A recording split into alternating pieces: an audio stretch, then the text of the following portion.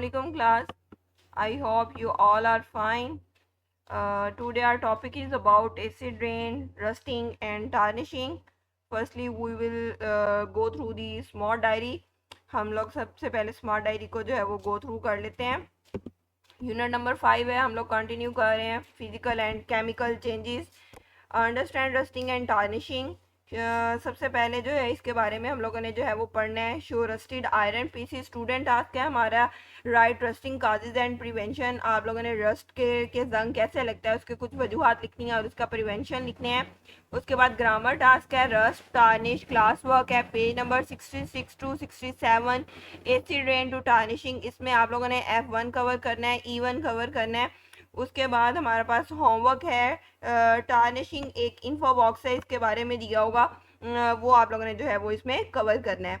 उसके बाद सबसे पहले हम लोग जो है वो बात कर लेते हैं एसिड रेन की. The burning of coal and diesels produces sulphur dioxide. अब यहाँ पे जो हम लोग हमारी चिमनी से जो है वो धुआं निकलता है, हम लोग जो है वो ऐसे ही जो है वो फिल्टर्ड किए बगैर जो है वो इंडस्ट्रियल वेस्ट जो है वो उसको बाहर निकाल देते हैं. तो उसके नतीजे में हमारी एक तो एयर जो है वो पोल्यूट होती है, दूसरी उसमें हमारा वाटर जो है वो बहुत पोल्यूट हो रहा है. जब एयर पोल्यूट होती है तो उसमें कुछ डाइऑक्साइड जो हैं वो सल्फर और नाइट्रोजन के वो ऐड हो जाते हैं. जब हम लोग जो है हमारी गाड़ियां जो धुआं छोड़ने वाली गाड़ियां हैं, अब जो स्मोक बनता है वो भी इसी नतीजे में बनता है कि हमारा जो एयर क्वालिटी इंडेक्स है वो बहुत ज़्यादा जो है वो ख़राब हो जाता है. ठीक है.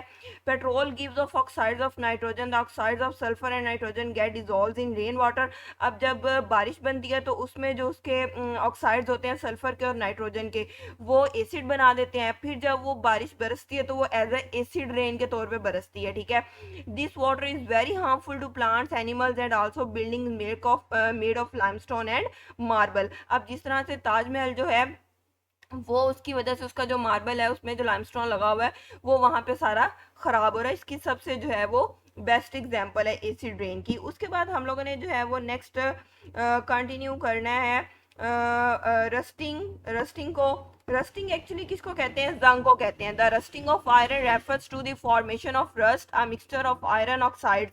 अब यहाँ पे क्या बन जाते हैं, जो आयरन होता है, आयरन हमें पता है कि Fe जो है वो उसकी सैम्बल है. तो जो आयरन है उसके ऑक्साइड्स बनना शुरू हो जाते हैं और वो जब मॉइस्चर के साथ और ऑक्सीजन के साथ रिएक्ट करते हैं तो इन दी फॉर्म ऑफ क्या वो बन जाता है, वो जंग बन जाता है. अब यहाँ पे सबसे पहले उसने क्या किया है, रस्ट को डिफाइन किया है. ठीक है. तो यहाँ पे आपको ये डेफिनेशन के तौर पे भी आ सकता है कि what is the rust. The rusting of iron refers to the formation of a rust a mixture of iron oxide. किनका मिक्सचर होता है? आयरन ऑक्साइड्स का.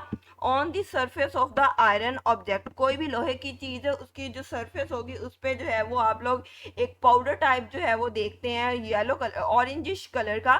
ठीक है. That is called the rust. This rust is formed from a reaction between oxygen and iron in an environment containing water. अब वो वाला इन्वायरमेंट इसमें हम लोग इंक्लूड करते हैं जिस तरह से अब ये बरसात का मौसम यानी कि हवा में नमी का होना जो है वो बहुत ज़्यादा है.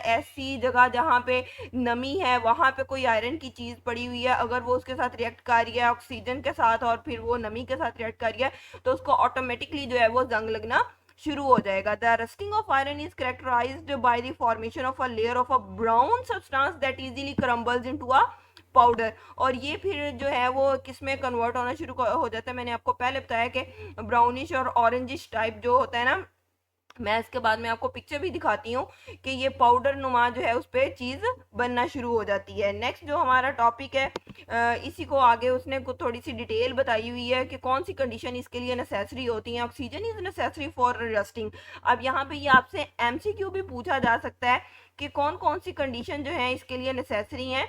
तो oxygen is necessary for rusting as iron can form iron oxide. अब आयरन ऑक्साइड जो है ये FeO की फॉर्म में भी है. अब यहाँ पे फेरस ऑक्साइड दिया हुआ है, ये एज अ FeO के तौर पे जो है ये काम करता है.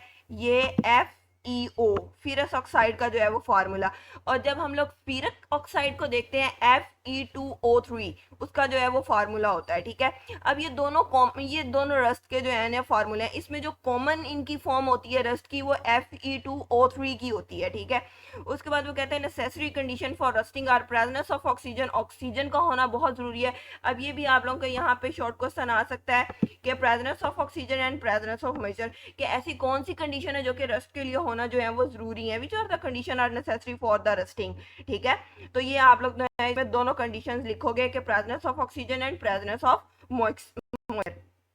उसके बाद इन्फो बॉक्स दिया हुआ है, उसने रस्ट के बारे में बताया हुआ है कि किस तरह से जो है ये बिल्डिंग्स को ख़राब करता है, किस तरह से ये जो है मॉन्यूमेंट्स को ख़राब करता है, किस तरह से जो है ये अगर कोई चीज़ आयरन की बनी हुई है वो इससे टूट भी सकती है। तो कोलैप्स ऑफ 2 ब्रिजेस, वो 2 ब्रिजेस के बारे में बता रहा है जो पुल थे in the United State, the Silver Bridge 1967 and the Mianus River Bridge in 1983 are attributed to the corrosion of iron component.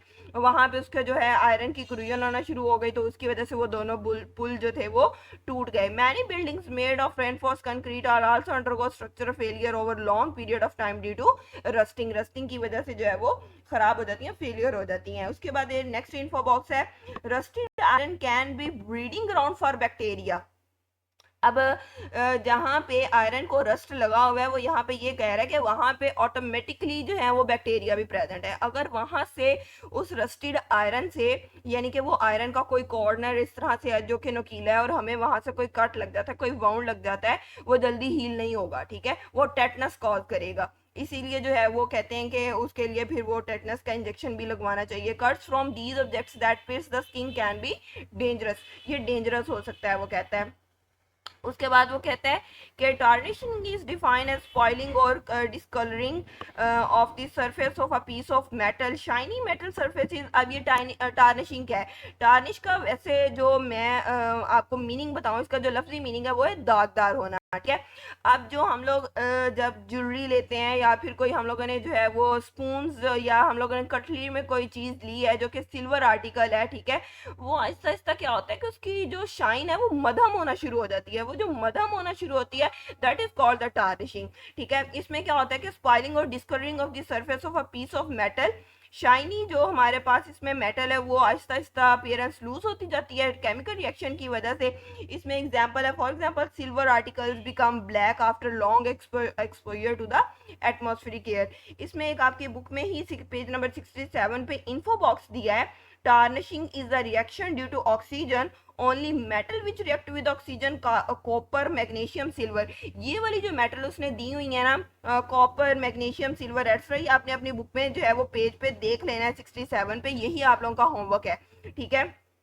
React as gold, never react with oxygen, it will not rust और tarnish. या तो वो जो है वो rust नहीं होगी, ठीक है, जो गोल्ड होता है वो रस्ट नहीं होता, ना ही वो जो है वो टार्निश होता है, ठीक है। तो जो ज़्यादातर मेटल जिसमें टार्निश होती हैं वो कॉपर है, मैग्नीशियम है और सिल्वर है। ये आप लोगों ने जो है वो करना है। इसके बाद यहाँ पे हम लोग एक जो है वो क्वेश्चंस देख लेते हैं। F1 दिया गया है आपको, explain the role of oxygen in rusting and tarnishing. इसमें आप लोगों ने जो करना है, टार्निशिंग का कंप्लीट पॉइंट इसमें आएगा, टार्निशिंग वाला, ठीक है, अभी हम लोगों ने पढ़ा भी है। उसके बाद ये टार्निशिंग का जो यहाँ से ये पॉइंट दिया हुआ है टार्निशिंग वाला, ये कंप्लीट पॉइंट आएगा विद का जो आप लोगों ने टॉपिक अभी पढ़ा भी है रस्टिंग का। यहाँ से द रस्टिंग ऑफ आयरन, ये F1 जो है यहाँ से लगाएं, the rusting of iron refers to the formation of a rust, यहाँ से यहाँ तक आयरन ऑब्जेक्ट्स तक, ये F1 का आंसर है, ठीक है। जो E1 आप लोगों ने कवर करना है, E1 हम लोग लास्ट डे पढ़ के हटे हैं अभी, उसमें acid rain, global warming, increase in carbon monoxide gas, यहाँ से पेज नंबर 65 पे आप लोगों का इसमें दिया हुआ है। आप लोगों के साथ मैं क्वेश्चन शेयर करती हूँ इसका। Explain the impact of combustion reactions on the environment, ये आप लोगों का है पेज नंबर 65 पे। मैं यहाँ पे आप लोगों को जो है वो राइट कर देती हूँ, पेज नंबर 65 पे इसका आंसर आप लोगों ने लगाना स्टार्ट करना है 65 से। Impact of combustion reaction in everyday life से, और एसिड रेन तक जो है ये आप लोगों ने कंप्लीट यहाँ तक ये E1 का आंसर जो है वो राइट डाउन करना है, एसिड रेन तक। ठीक है, और एक इन्फो बॉक्स जो है वो यहाँ पे दिया हुआ है टार्निशिंग का, वही आप लोगों का जो है वो होमवर्क है। एसिड रेन पेज नंबर 65 से आप लोग स्टार्ट करेंगे इम्पैक्ट ऑफ कंबशन वाला, और एसिड रेन तक इसका E1 का आंसर लगाएंगे। F1 टार्निशिंग पॉइंट कंप्लीट है। रस्टिंग की फर्स्ट 2 लाइंस जो है आयरन ऑब्जेक्ट्स तक, इसको आप लोगों ने कवर करना है। और होमवर्क आप लोगों का पेज नंबर 67 पे इन्फो बॉक्स दिया गया है टार्निशिंग का, उसको आप लोगों ने जो है वो कवर करना है, उसको शेयर करें उसको। यहाँ पे ये 2 पिक्चर्स लगी हुई हैं, this is called the tarnishing. पहले आप लोग देखें कि स्पून जो है वो सिल्वर है, और आहिस्ता आहिस्ता जैसे जैसे उसकी जो है वो रिएक्शन हुआ है in the presence of oxygen, तो वो ऐसा ऐसा उसकी जो चमक है वो जाती रही है। और ये जो यहाँ पे ब्राउन सब्सटेंस इन नेल्स पे लगा हुआ है, that is called the rust. तो ये आप लोगों का आज का कंप्लीट टॉपिक था, इसको आप लोगों ने अच्छे से पढ़ना है, कवर करना है। बार बार आप लोगों को बताया जा रहा है कि ये सिलेबस आप लोगों को दोबारा कवर नहीं करवाया जाएगा। ठीक है, तो आप लोग लेक्चर्स लें, ध्यान से सुने इन्हें, और होमवर्क अपना जो है वो डन करके इसको शेयर करें पोर्टल पे। फी अमान।